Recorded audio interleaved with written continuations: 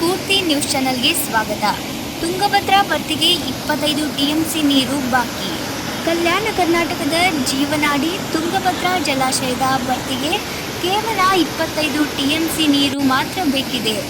105 TMC ಸಾಮರ್ಥ್ಯದ ತುಂಗಭದ್ರಾ ಜಲಾಶಯವು ಈಗಾಗಲೇ ಭರ್ತಿಯಾಗಿತ್ತು. ಆದರೆ ಆಗಸ್ಟ್ 10ರಂದು ಜಲಾಶಯದ 19ನೇ ಕ್ರಸ್ಟ್ ಗೇಟ್ ಮುರಿದಿದ್ದ ಕಾರಣ ಸುಮಾರು 40 ಟಿಎಂಸಿ ನೀರು ಹೊರಹೋಗಿತ್ತು. ಇದೀಗ ತಾತ್ಕಾಲಿಕ ಗೇಟ್ ಅಳವಡಿಸಲಾಗಿದ್ದರಿಂದ ನೀರಿನ ಒಳಹರಿವು ಕೂಡ ಹೆಚ್ಚಾಗಿದೆ ಹಾಗೂ 5 ದಿನದಲ್ಲಿ 10 ಟಿಎಂಸಿ ನೀರು ಸಂಗ್ರಹವಾಗಿದೆ.